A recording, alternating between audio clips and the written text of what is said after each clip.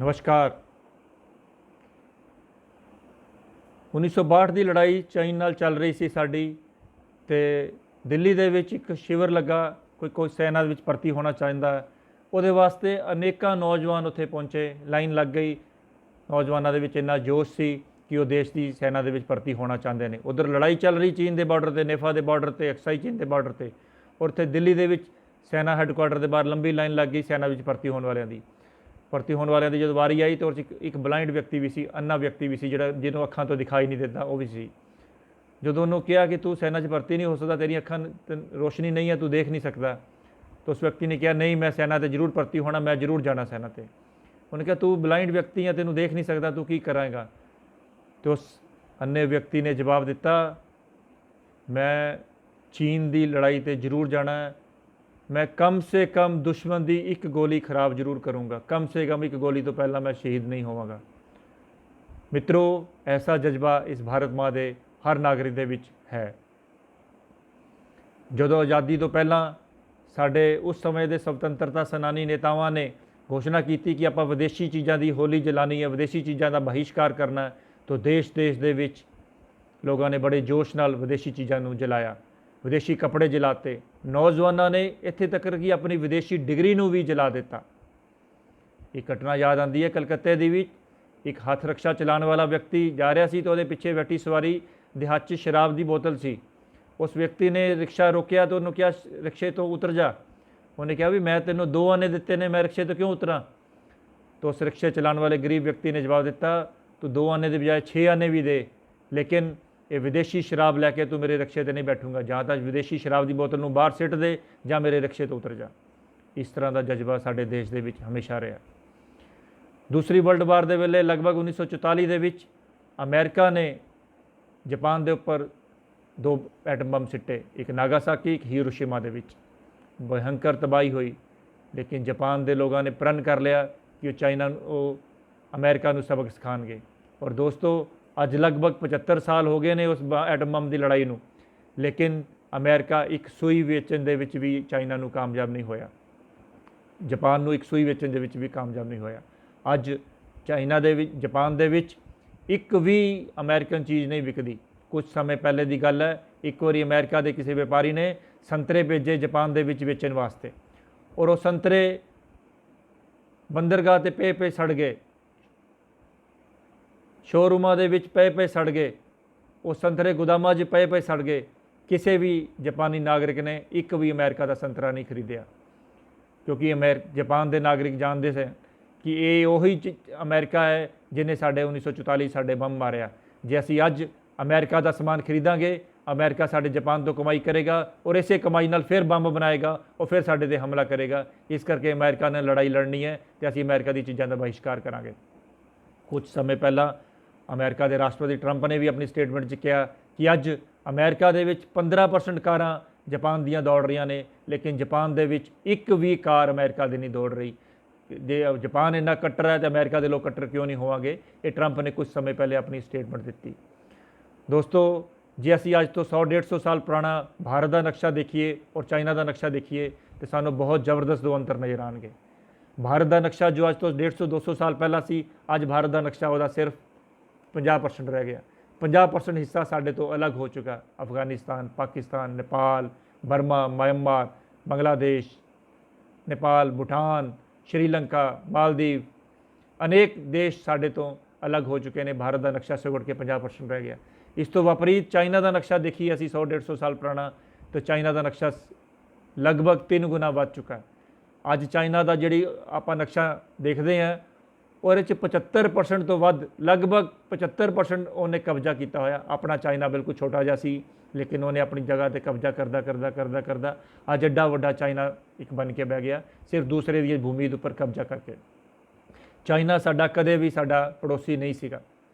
1950 के दशक के 52-53 के विच अमेरिका चाइना ने भारत के रस्ते आके कलकत्ते की एयरपोर्ट, कलकत्ते की बंदरगाह नूं यूज़ करके सिक्किम के रस्ते जाके तिब्बत पर कब्जा किया।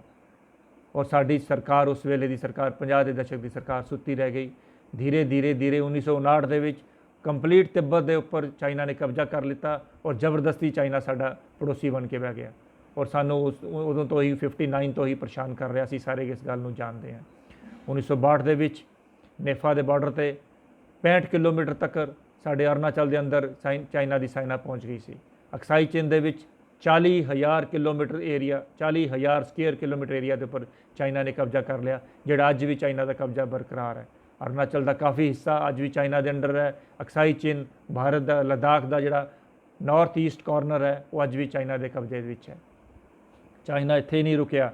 1975 ਦੇ ਵਿੱਚ ਚਾਈਨਾ ਨੇ ਫਿਰ ਸਾਡੀ ਕੁਝ ਜਗ੍ਹਾ ਦੇ ਉੱਪਰ ਕਬਜ਼ਾ ਕਰਨ ਦੀ ਕੋਸ਼ਿਸ਼ ਕੀਤੀ ਔਰ ਉਸ 'ਚ ਕਾਮਯਾਬ ਵੀ ਰਿਹਾ। ਦੋਸਤੋ, ਚਾਈਨਾ ਬਿਨਾਂ ਗੱਲ ਤੋਂ ਸਾਡੇ ਦੇਸ਼ ਦੀ ਤਰੱਕੀ ਦੇ ਵਿੱਚ ਸਮੱਸਿਆ ਅੜਾ ਰਿਹਾ।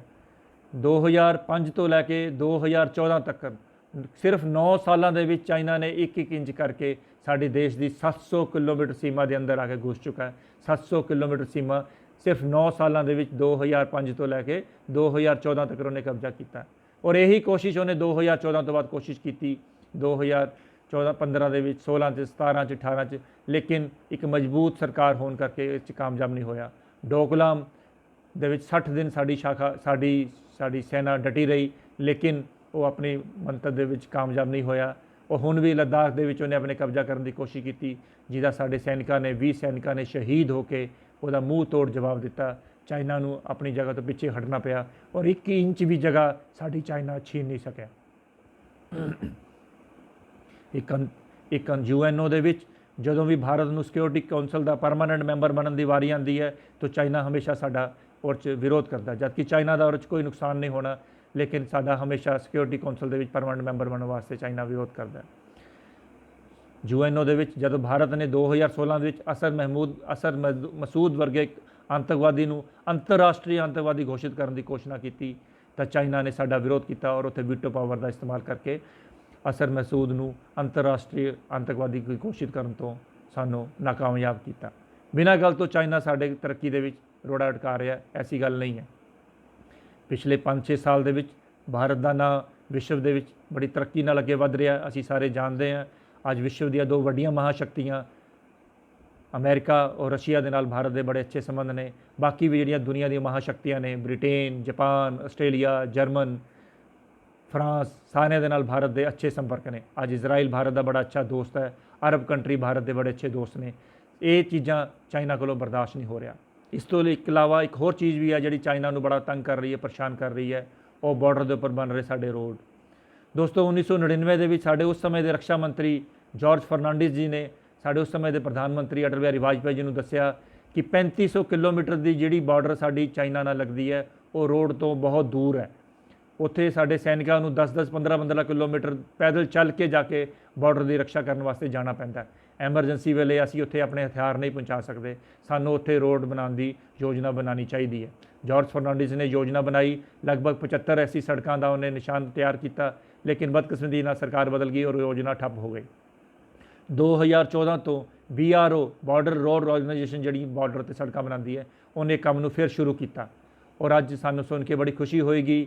ਔਰ ਚਾਈਨਾ ਦੇ ਪੇਟ 'ਚ ਸਭ ਤੋਂ ਜ਼ਿਆਦਾ ਦਰਦ ਵੀ ਇਸੇ ਗੱਲ ਤੋਂ ਹੋ ਰਿਹਾ ਕਿ ਅਸੀਂ ਲਗਭਗ ਬਾਰਡਰ 'ਤੇ 80% ਸੜਕਾਂ ਕੰਪਲੀਟ ਕਰ ਰਹੀਆਂ, 80% ਜਗ੍ਹਾ 'ਤੇ ਆਪਾਂ ਪੁਲ ਕੰਪਲੀਟ ਕਰ ਰਹੇ ਨੇ। ਐਸੇ ਦੁਰਗਮ ਖੇਤਰ ਜਿੱਥੇ ਬਰਫ਼ ਪੈਂਦੀ ਹੈ, ਵੱਡੇ ਵੱਡੇ ਪਹਾੜ ਨੇ, ਵੱਡੀਆਂ ਵੱਡੀਆਂ ਖਾਈਆਂ ਨੇ, ਨਦੀਆਂ ਨੇ, ਨਾਲੇ ਨੇ, ਉੱਥੇ 80% ਖੇਤਰ ਦੇ ਵਿੱਚ ਅੱਜ ਸੀਮਾ ਦੇ ਬਾਰਡਰ ਦੇ ਉੱਪਰ ਸਾਡੀ ਸੈਨਾ ਬਾਈ ਰੋਡ ਨਾਲ ਪਹੁੰਚ ਸਕਦੀ ਹੈ। ਉਹ ਰੋਡ ਵੀ ਐਸੇ ਰੋਡ ਜਿਹੜੇ ਆਲ ਸੀਜ਼ਨ ਦੇ ਵਿੱਚ ਮੇਨਟੇਨ ਰਹਿਣਗੇ, ਕਿਸੇ ਵੀ ਸੀਜ਼ਨ ਦਾ ਉਸ ਰੋਡ ਨੂੰ ਖਰਾਬ ਹੋਣ ਦੇ ਉੱਪਰ ਅਸਰ ਨਹੀਂ ਹੋਏਗਾ। ਚਾਈਨਾ ਦੀ ਸਭ ਤੋਂ ਵੱਡੀ ਪੇਟ 'ਚ ਦਰਦ ਹੋਣ ਦਾ ਕਾਰਨ ਇਹੀ ਹੈ। ਲੱਦਾਖ ਦੇ ਵਿੱਚ ਵੀ ਜੋ ਕੁਝ ਹੋਇਆ ਉਹਦੇ ਪਿੱਛੇ ਕਾਰਨ ਇਹੀ ਹੈ। ਭਾਰਤ ਦੀ ਵਿਸ਼ਵ ਦੇ ਵਿੱਚ ਵੱਧ ਰਹੀ ਸਨਮਾਨ, ਭਾਰਤ ਦੇ ਬਾਰਡਰ ਦੀ ਵੱਧ ਰਹੀ ਸੁਰੱਖਿਆ, ਇਹ ਤੋਂ ਚਿੰਤਿਤ ਹੋ ਕੇ ਚਾਈਨਾ ਸਾਡੇ 'ਤੇ ਇੱਦਾਂ ਦੀ ਇੱਕ ਘਟੀਆ ਹਰਕਤ ਕੀਤੀ ਔਰ ਸਾਡੇ 20 ਨੌਜਵਾਨਾਂ ਨੂੰ ਉਹਨੇ ਸ਼ਹੀਦ ਕਰ ਦਿੱਤਾ। ਦੋਸਤੋ, ਅਸੀਂ ਚਾਈਨਾ ਦੀ ਇੱਕ ਮੋਬਾਈਲ ਵੀ ਖਰੀਦਦੇ ਹਾਂ ਤਾਂ ਉਸ ਮੋਬਾਈਲ ਦੀ ਕਮਾਈ ਜਿਹੜੀ ਚਾਈਨਾ 'ਚ ਜਾਂਦੀ ਹੈ, ਉਸ ਕਮਾਈ ਦੇ ਨਾਲ ਹੀ ਚਾਈਨਾ ਹਥਿਆਰ ਖਰੀਦ ਰਿਹਾ ਔਰ ਸਾਡੇ ਸੈਨਿਕਾਂ ਦੇ ਉੱਪਰ ਉਹ ਹਥਿਆਰਾਂ ਦਾ ਉਪਯੋਗ ਕਰ ਰਿਹਾ। ਤੁਸੀਂ ਕੋਈ ਵੀ ਚਾਈਨਾ ਦੀ ਚੀਜ਼ ਖਰੀਦਣ ਤੋਂ ਪਹਿਲਾਂ ਇਸ ਚੀਜ਼ ਨੂੰ ਯਾਦ ਰੱਖਣਾ ਕਿ ਇਹ ਜਿਹੜੀ ਚੀਜ਼ ਅਸੀਂ ਖਰੀਦ ਰਹੇ ਹਾਂ, ਇਹਦਾ ਪ੍ਰੋਫਿਟ ਸਾਡੇ ਹੀ ਸੈਨਿਕਾਂ ਦੇ ਵਿਰੁੱਧ, ਸਾਡੇ ਹੀ ਜਵਾਨਾਂ ਦੇ ਵਿਰੁੱਧ, ਸਾਡੇ ਹੀ ਪਰਿਵਾਰਾਂ ਦੇ ਵਿਰੁੱਧ ਵਰਤਿਆ ਜਾ ਸਕਦਾ ਹੈ। ਇਸ ਕਰਕੇ ਚਾਈਨਾ ਦੀ ਆਪਾਂ ਚੀਜ਼ ਨੂੰ ਬਿਲਕੁਲ ਬਹਿਸ਼ਕਾਰ ਕਰਨਾ। ਇੱਕ ਪ੍ਰਸ਼ਨ ਆਉਂਦਾ ਹੈ ਕਿ ਭਾਰਤ ਸਰਕਾਰ ਚਾਈਨਾ ਤੋਂ ਆਉਣ ਵਾਲੀਆਂ ਚੀਜ਼ਾਂ ਨੂੰ ਕਿਉਂ ਨਹੀਂ ਰੋਕਦੀ? ਉਹ ਨਹੀਂ ਰੋਕ ਸਕਦੀ। 1990 ਦੇ ਦਸ਼ਕ ਦੇ ਵਿੱਚ ਜਦੋਂ ਨਰਸਿਮਹਾ ਰਾਓ ਸਰਕਾਰ ਸੀ, ਸਾਡੇ ਦੇਸ਼ ਨੇ ਡੰਕਨ ਸਮਝੌਤਾ ਕੀਤਾ, ਸਾਡੇ ਜੇਠ ਨੇ ਗੇਟ ਸਮਝੌਤਾ ਕੀਤਾ, ਜਿਹਦੇ ਅੰਤਰਗਤ ਕੋਈ ਵੀ ਦੇਸ਼ ਕਿਸੇ ਦੂਸਰੇ ਦੇਸ਼ ਦੇ ਵਿੱਚ ਚੀਜ਼ ਵੇਚਣ ਤੋਂ ਜਾਂ ਖਰੀਦਣ ਤੋਂ ਨਹੀਂ ਰੋਕ ਸਕਦਾ। ਇਸੇ ਸਮਝੌਤੇ ਦੇ ਅੰਤਰਗਤ ਹੀ ਸਾਡੀਆਂ ਚੀਜ਼ਾਂ ਬਾਹਰ ਐਕਸਪੋਰਟ ਹੁੰਦੀਆਂ। ਲੇਕਿਨ ਆਪਾਂ ਨਾਗਰਿਕ ਹਾਂ, ਜੇ ਜਾਪਾਨ ਦੇ ਲੋਕ ਅਮਰੀਕਾ ਦੀ ਹਰ ਚੀਜ਼ ਦਾ ਬਹਿਸ਼ਕਾਰ ਕਰ ਸਕਦੇ ਆ ਤੇ ਅਸੀਂ ਲੋਕ ਚਾਈਨਾ ਦੀ ਹਰ ਚੀਜ਼ ਦਾ ਬਹਿਸ਼ਕਾਰ ਕਿਉਂ ਨਹੀਂ ਕਰ ਸਕਦੇ? ਅਸੀਂ ਸਾਰੇ ਪ੍ਰਣ ਲਈਏ ਕਿ ਅਸੀਂ ਚਾਈਨਾ ਦੀ ਕੋਈ ਚੀਜ਼ ਨਹੀਂ ਖਰੀਦਣੀ। ਸਾਡੇ ਸੈਨਿਕ ਸਾਡੇ ਬਾਰਡਰ ਦੀ ਰੱਖਿਆ ਕਰਨ ਵਾਸਤੇ ਸક્ષਮ ਨੇ। ਅਸੀਂ ਜਾਣਦੇ ਹਾਂ ਸਾਡੀ ਇਸ ਟਾਈਮ 15 ਲੱਖ ਦੇ ਆਸ-ਪਾਸ ਸੈਨਿਕ ਸਾਡੇ ਨੇ ਔਰ ਸਾਡੇ 7-8 ਲੱਖ ਦੇ ਆਸ-ਪਾਸ ਸਾਡੇ ਅਰਧ ਸੈਨਿਕ ਬਲ ਨੇ ਸਾਡੇ ਕੋਲ। ਸਾਡੀ ਸੈਨਾ ਪੂਰੀ ਤਰ੍ਹਾਂ ਸਾਡੀ ਸੀਮਾ ਦੀ ਸੁਰੱਖਿਆ ਕਰਨ ਵਾਸਤੇ ਸક્ષਮ ਹੈ।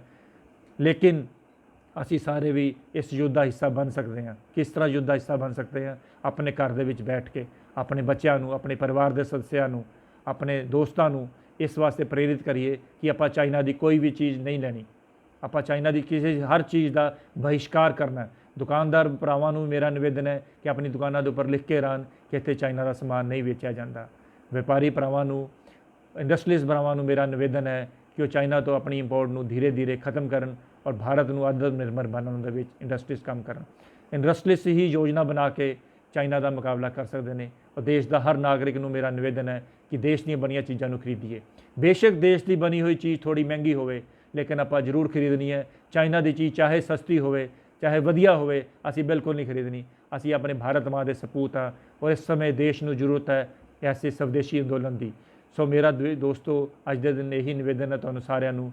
ਔਰ ਉਹ ਲੱਦਾਖ ਦੇ ਵਿੱਚ ਸ਼ਹੀਦ ਹੋਏ 20 ਨੌਜਵਾਨਾਂ ਨੂੰ ਇਹੀ ਸਾਡੀ ਸੱਚੀ ਸ਼ਰਧਾਂਜਲੀ ਹੋਏਗੀ ਕਿ ਅਸੀਂ ਅੱਜ ਤੋਂ ਪ੍ਰਣ ਲਈਏ ਕਿ ਅਸੀਂ ਕਦੀ ਵੀ ਚਾਈਨਾ ਦੀ ਕੋਈ ਚੀਜ਼ ਨਹੀਂ ਖਰੀਦਾਂਗੇ। ਧੰਨਵਾਦ। भारत माता की जय, भारत माता की जय, वंदे मातरम, जय हिंद, जय भारत।